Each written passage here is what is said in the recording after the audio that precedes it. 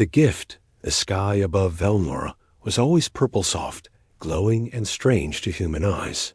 The air smelled like burning spice and wet stone. Commander Reed stood tall on the marble steps of the alien palace, his uniform sharp, his face calm. Around him, alien nobles whispered in their language. Their skin was pale blue, their eyes silver, and their heads crowned with thin golden bands. This was the planet of traditions. And today, tradition was about to be tested. Reed had come on Earth's behalf. A peace treaty between Velmora and the Human Federation was finally ready. Years of cold silence were ending. But Velmora had old ways that didn't mix with human values. The great hall doors opened. A soft bell rang. The chief elder, a tall alien with 6 golden rings on his arms, stepped forward. "We present our sacred gift," the elder said in a deep voice.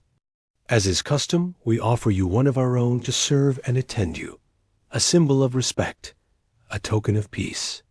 Everyone bowed as 2 guards stepped forward.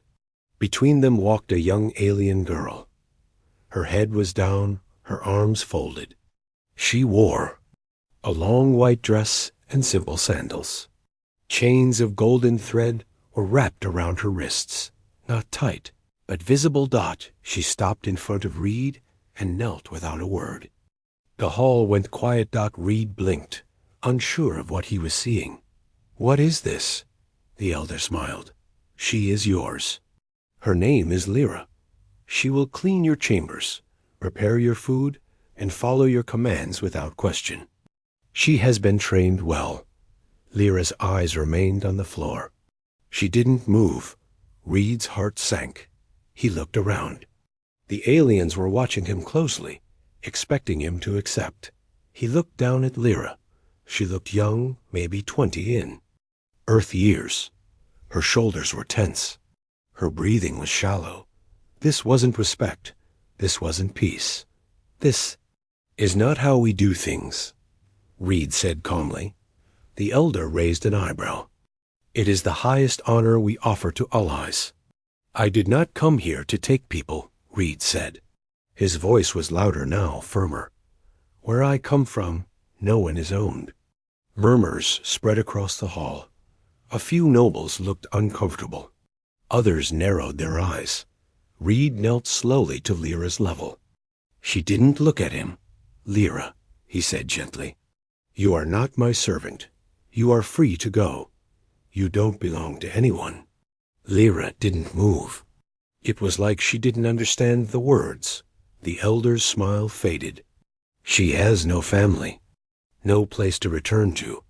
She was born for this role." "And let her choose," Reed said. "Let her decide what she wants." The elder stepped forward, his face tightening. "Commander Reed, you insult our generosity." Reed stood tall again. "And you insult our beliefs." Silence. Then Lyra slowly raised her head. Her eyes were wide, confused. She looked at Reed like he was a puzzle she'd never seen before. She had never been asked what she wanted. No one had ever offered her choice. One of the guards stepped forward, hand on his blade. Reed raised a hand. "I don't want conflict. I want peace. But peace built on chains is not peace. If this treaty means anything, then let her be free." The elder stared for a long moment. Then, with a sharp motion, he turned and walked away. "Take your gift and go," he said coldly. Reed placed a hand on Lyra's shoulder. She flinched, but he didn't force her. He simply nodded toward the exit. "Let's go," he said softly. Lyra stood slowly and followed. The golden threads on her wrists glinted in the light. As they walked down the hallway, Lyra spoke her first words, barely a whisper. "Why did you not accept me?" Reed looked at her. "Because you're not a thing to accept. You're a person, and no one owns people." Lyra didn't answer, but something in her steps changed, slightly lighter, slightly less afraid. Behind them, the nobles whispered in confusion and disapproval. But Reed didn't care because for the first time in her life, Lyra had been treated like royalty. Asterisk. Her first choice. The guest chambers in the palace were grand smooth white walls, glowing floor panels, and soft lights that shifted color like clouds. But Lyra stood at the doorway, stiff as a statue. Reed turned back and saw her still standing, unsure. "Come in," he said kindly. "You don't have to ask. This room is safe." Lyra stepped in slowly, her bare feet almost silent. She looked around without expression, like she'd seen many rooms, but none like this. The windows were wide, showing the violet sky outside. A soft breeze moved the curtains. There was food on the table, untouched. Reed walked over and pulled out a chair. "You must be hungry." She shook her head. "Servants do not eat until—" "Masters are finished," Reed frowned. "You're not a servant." "Sit." Lyra looked confused. No one had ever said those words to her. Slowly, like she was doing something wrong, she sat down. She kept her hands folded in her lap. Read, poured water into a glass, and offered it to her. She didn't move. "You're allowed," he said. After a pause, she reached for it, then pulled back. "This feels like a test." Reed leaned forward. "No test, just kindness." Lyra touched the glass and held it tightly. She took a sip, and something strange happened. Her eyes filled with tears. "I'm not broken," she whispered. "But I was trained to be." Reed didn't speak. He just listened. That night, he let her choose her own bed. She picked the corner of the room and curled up on the floor. He brought a soft blanket and gently placed it over her. She didn't thank him. She didn't smile, but she didn't remove it either. The next morning, Lyra followed Reed silently as he walked through the palace gardens. Alien birds sang in strange tones. The guards watched them both carefully from the distance. "Are you angry?" she asked. Reed looked at her, surprised. "Angry at what?" "That they gave me to you.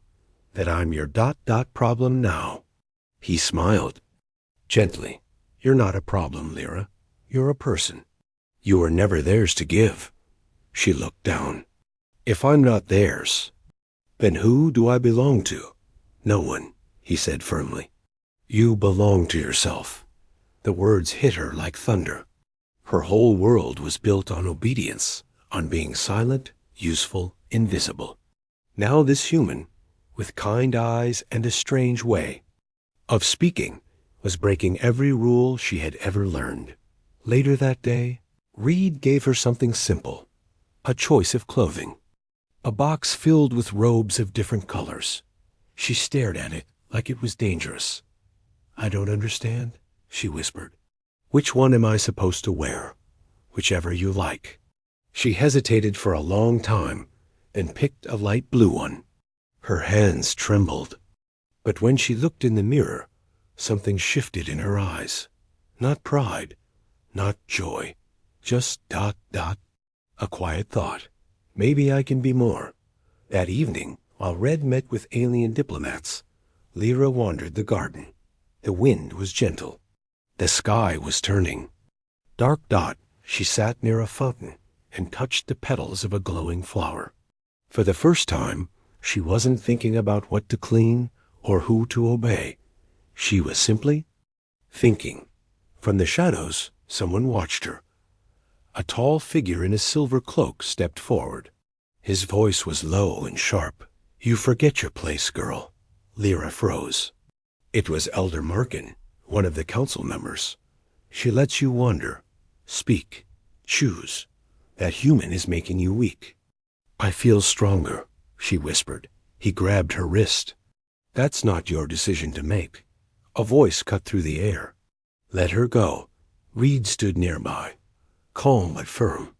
His hand was on the small tool on his belt, not a weapon, but enough to make a statement. Markin's eyes narrowed. "You break our laws, human. This world does not belong to you." "I'm not here to rule," Reed said. but I won't let anyone harm her." The elder dropped her wrist and walked away in silence. But his message was clear. They were being watched. Lyra looked at Reed. Her voice was shaking. "Why are you doing this for me?" Reed looked back with quiet strength. "Because someone has to, and you deserve better." That night, as Lyra lay in bed, not the floor, she stared at the ceiling. Her fingers touched the soft fabric of the robe she had chosen herself, and in the silence of her thoughts, one question echoed, "What do I want?" For the first time in her life, she was allowed to ask it. Asterisk. Breaking the chains.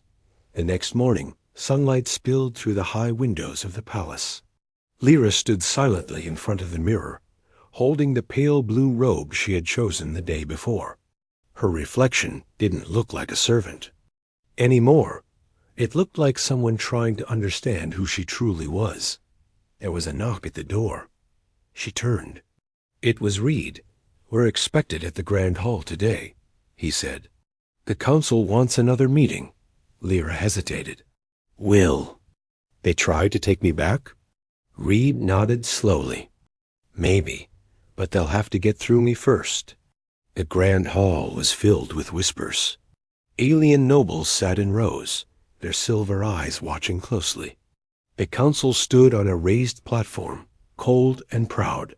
The elder who had grabbed Lyra the day before was there, his face tight with hidden anger. Reed walked in, Lyra at his side, not behind him, not below him. Beside him, gasps echoed around the room. "She walks with you?" One elder said sharply. "She is my assistant," Reed replied. "Not my property." Another elder growled. "This disrespects centuries of tradition."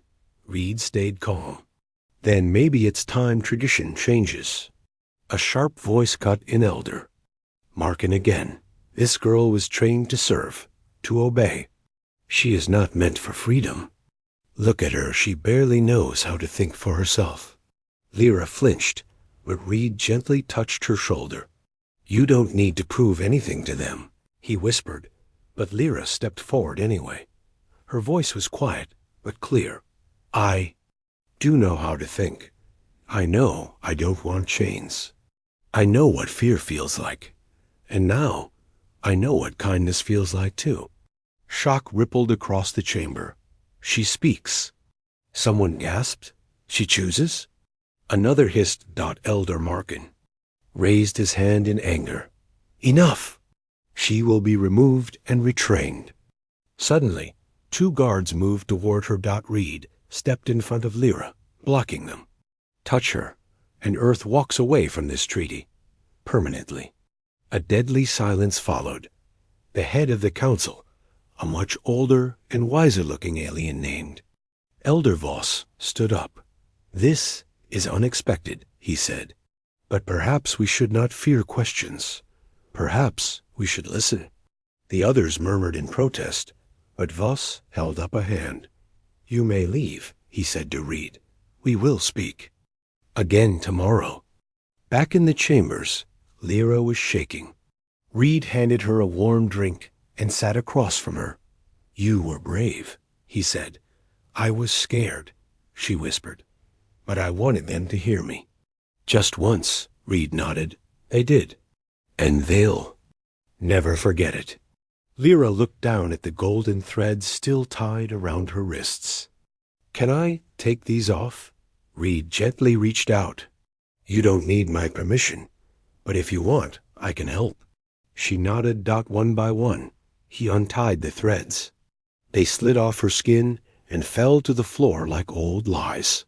Lyra stared at her bare wrists, then touched them, as if unsure they were really free. "I thought they were part of me," she said softly. "But now I feel lighter." That night, a figure crept through the halls. A small shadow, hooded and silent, slipped into the human guest quarters. A hand reached toward the food tray left outside. A tiny vial of dark liquid was poured into the cup. Then the figure disappeared into the shadows. Morning came. Reed was already dressed, reviewing a message from Earth on his wrist console. Lyra brought in the tray. "There's a new fruit I found in the gardens," she said with a shy smile. "I thought you might like it." She poured him a drink and stepped back. Reed lifted the glass to his lips, then stopped. He sniffed it. Something was wrong. He set it down, calm but alert. "Lyra," he said carefully, "did you drink anything from this tray?" "No, I was waiting for you." Reed nodded. "Good." He scanned the glass with a small tool. A red warning flashed across the screen. "Poison," he muttered. "Not deadly to us, but to you, it could have been fatal." Lyra froze. "Someone tried to—" Reed looked at her, eyes serious. "Someone wants to stop this change, and they know it starts with you." She sat down slowly, hands trembling. "I didn't think I mattered that much." "You do," Reed said. "More than you know." Outside their chamber, 2 guards whispered into hidden comms. She must not survive the next council meeting, one said coldly. But inside the room, Lyra looked up at Reed, and something inside her had changed. She was no longer wondering if she was free. Now, she was ready to fight for it. Asterisk, a new kind of strength. The next morning, the palace felt colder. Lyra sat near the tall window, watching the strange sky of Velmora shift from violet to gold. She hadn't slept much. Every time she closed her eyes, she heard that whisper again. She must not survive the next council meeting. Reed walked in, holding a datapad in one hand and a deep look of worry on his face. "We've been summoned to the council again," he said. Lyra nodded.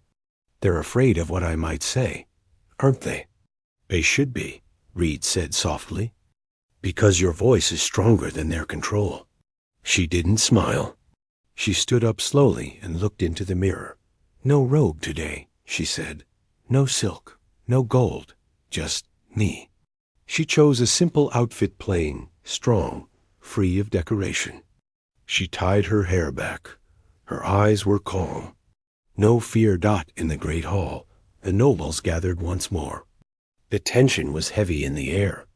Elder Markin stood with a hard expression. His silver eyes locked on Lyra. Reed entered with Lyra beside him again, equal, strong, unchained. "She still walks freely," one council member whispered. "She poisons the minds of our people," said another. But Elder Voss, the elder with wisdom in his voice, stood slowly. "We have received messages," he said. "Younger citizens asking questions. Servants refusing orders. They speak of the human who freed the gift. They speak of Lyra." Lyra looked around, not in fear, but in steady calm. "Maybe they just want to be heard." "Your words create unrest," Markin snapped. "Or maybe they bring light to your darkness." Reed countered. Suddenly, there was a sound, a fast screech, like metal being torn. A figure dropped from the high ceiling blades, flashing in. Both hands. An assassin. He lunged straight toward Lyra, but Lyra didn't freeze. She moved like a wind through water, ducking low, rolling to the side. The blade missed her by inches. Reed shouted and fired a pulse round from his tool, hitting the attacker in the side. The blast knocked him off balance, but he was fast, too fast. Then something unexpected happened. Lyra jumped, not away, but toward the attacker. She grabbed the assassin's arm and twisted it, just like Reed had taught her in private. The blade clattered to the floor. The assassin hissed and tried to break free, but Lyra held on until Reed tackled him fully and brought him down. The guards arrived seconds later, too late to help. The nobles stood in stunned silence. Elder Voss stepped forward. She protected a delegate. She risked her life. Reed helped Lyra to her feet. She didn't hesitate. "She shouldn't have been able to do that," Markin growled. "She's a person," Reed said, voice sharp. "She's a person, and she just saved my life." Lyra stood tall, her breath fast, her voice steady. I used to think strength meant silence, obedience, fear, but I was wrong. Strength is choosing to stand, even when they tell you to kneel. One of the nobles whispered, "Others will hear of this." Elder Vos looked at the council, then let them. Perhaps it is time they did? That night, Reed and Lyra sat under the stars on the palace balcony. "You were amazing," Reed said. "I didn't even think," Lyra whispered. "My body just moved. I wanted to protect you. You did more than that. You changed something in that room today." She looked at her hands. "I thought they were made for cleaning floors, carrying trays. But today I held a blade. And let it go," Reed smiled. "Sometimes true strength is in not using the blade at all." She looked at him. "Will they come again? Will they try to kill me?" "Maybe," he said. "But next time, they'll know you won't just stand there and take it." A quiet breeze brushed her cheek. She leaned back and stared up at the stars, so many, so far. "Do you think," she asked, "there are others like me? Servants, girls who don't know they're allowed to be strong?" "I know there are," Reed said. "Maybe I should speak louder." And in that moment, Lyra wasn't just someone who had been freed. She was someone who could lead. Asterisk. Storm before dawn, Velmora's sky turned darker than usual. Thick clouds gathered over the palace, as if the planet itself knew something big was about to happen. Inside the guest chambers, Lyra stood by the mirror again. But this time, she wasn't trying to understand herself. She knew who she was now. She tied a small silver band around her wrist, not as a symbol of control, but as a memory of what she had broken free from. Reed paced the room, holding a small datapad. "Earth Command is worried," he said. "They intercepted messages. The council is split. Some support change. Others want you removed quietly." Lyra turned calm. "Let them come." Reed stopped. "You're not afraid anymore?" She looked him in the eyes. "I am. But I'm tired of hiding behind fear. You showed me what strength really is. Now it's my turn." That evening, the palace servants moved. With quiet tension, whispers filled the halls. "They say the girl struck down an assassin. She defied the council and still walks free. She speaks like a queen, not a slave." In the lower chambers, a young servant girl sat with her, hands shaking. An older woman whispered, "If Lyra can speak, maybe we can too." The change was starting, but not everyone welcomed it. Inside the council's private chamber, Elder Markin stood in front of a glowing map. "This cannot continue," he growled. "One girl has made the lower castes question our rule. If she speaks again tomorrow, we lose control." Another elder asked, "What do you propose?" Markin's eyes narrowed. "We silence her forever, not by blade, but by law. We declare her dangerous, unstable, a threat to the treaty. And if the human resists, then Earth walks away, and we return to rule without outside interference." There were nods. The plan was set. That night, Lyra walked into the garden, alone. The wind was cold, but she didn't pull back. She stopped at the fountain, the same place where she had once been warned, once been afraid. Now it was where she came to think. Voice spoke behind her. "You've changed everything." She turned. It was Elder Vos. He didn't look angry. He looked tired. "You were never meant to speak," he said quietly. "Yet here we are. The people whisper your name. Some call you a sign of hope. Others call you danger." Lyra didn't look away. "I didn't ask for that. I just wanted to be free." Vos nodded. "Sometimes those who want the least power are the ones who carry it best." She waited. "There is a vote tomorrow," he said. "If the council agrees, They will strip you of protection, label you a threat. Once that happens, you'll be taken into custody. No trial, no voice. Lyra breathed in, slowly, deeply. Then I will speak before they vote. Voss blinked. If you do, they might attack you. Lyra gave a small smile. They already tried, and I'm still here. Meanwhile, Reed received a secret message on his wrist device. An informant had sent coordinates an illegal holding facility underground. There were others there, servants who had spoken out, children, taken away from families. Silent prisoners no one remembered. He showed the image to Lyra, her hand trembled. This was me. Could still be me. No, Reed said, not anymore. But Lyra's eyes were steady. We're not done until they're free too. As the sun rose over Velmora, the sky was blood orange. Storms brewed above the palace walls. The council had called for one final gathering dot in the center of the grand hall. A tall platform had been built. Guards stood everywhere. Whispers filled the room. She shouldn't be here. They'll punish her today. She has no right to speak. But then the doors opened.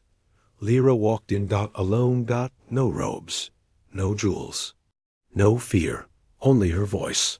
The guards moved forward, but stopped when Reed entered behind her, hands raised, voice loud. She has the right to speak. The council glared. Markin stood. She is no longer a guest of Velmora. She is not protected under the treaty. She is. She is a voice you tried to silence, Reed interrupted. But you couldn't. Gus raised a hand. Let her speak. Let the galaxy hear. Lyra stepped onto the platform. Her voice did not shake. I was given as a servant, trained to obey, taught to kneel. I lived in silence. She looked around the room at nobles, guards, servants. But one person treated me like I mattered. Not because I earned it, but because I exist. And that changed everything. A murmur rippled through the crowd. I don't ask for revenge. I don't ask for war. I ask for choice, for freedom.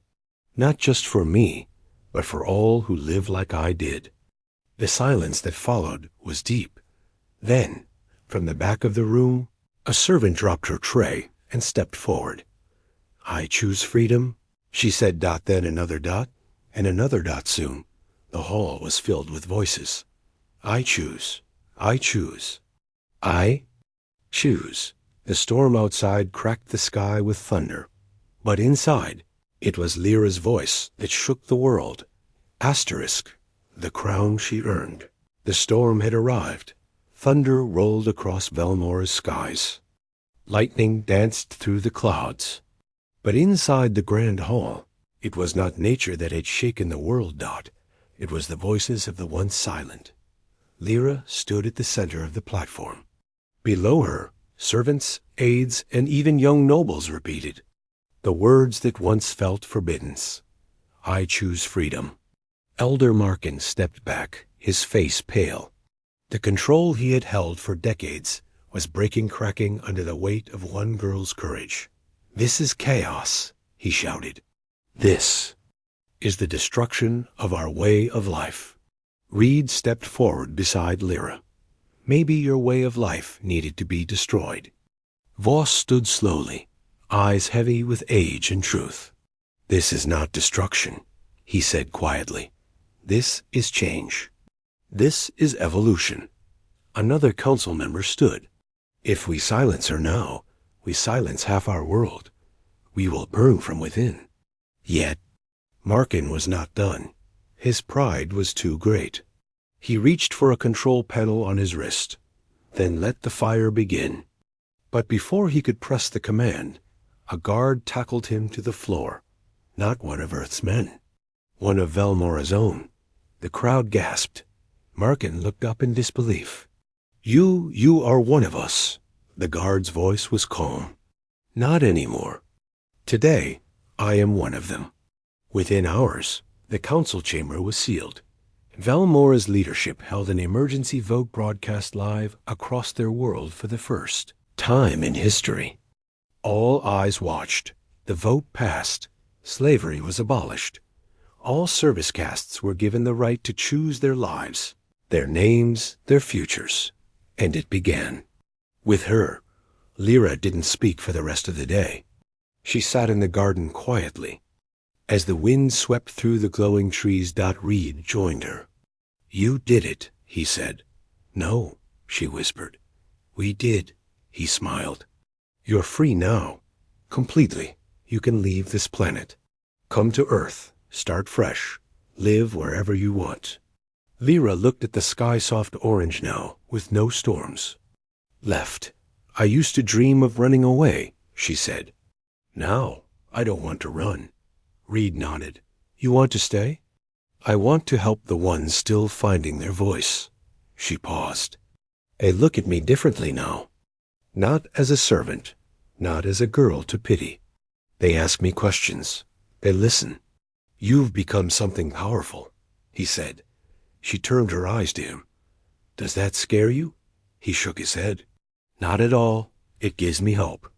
2 weeks later, a quiet ceremony was held in Velmora's central city. The council was reshaped. Voices from every caste were included, and Lyra, once a silent gift with golden chains, was asked to lead the new council as their first voice. She stood on the same platform where she had once been told to kneel. But this time, there was no chain on her wrist, only a silver crown light, simple, beautiful. She didn't accept it for power. She accepted it for those who still whispered in the shadows.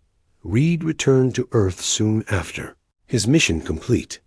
But before leaving, he gave Lyra a parting gift, a small mirror. She held it at her, hands puzzled. "It's simple," he said, "but I want you to always remember the most important thing I ever gave you." She tilted the mirror to see her reflection. Not a servant, not a victim, a leader, a voice, a queen. And for the first time, Lyra smiled fully, freely, without fear. Asterisk.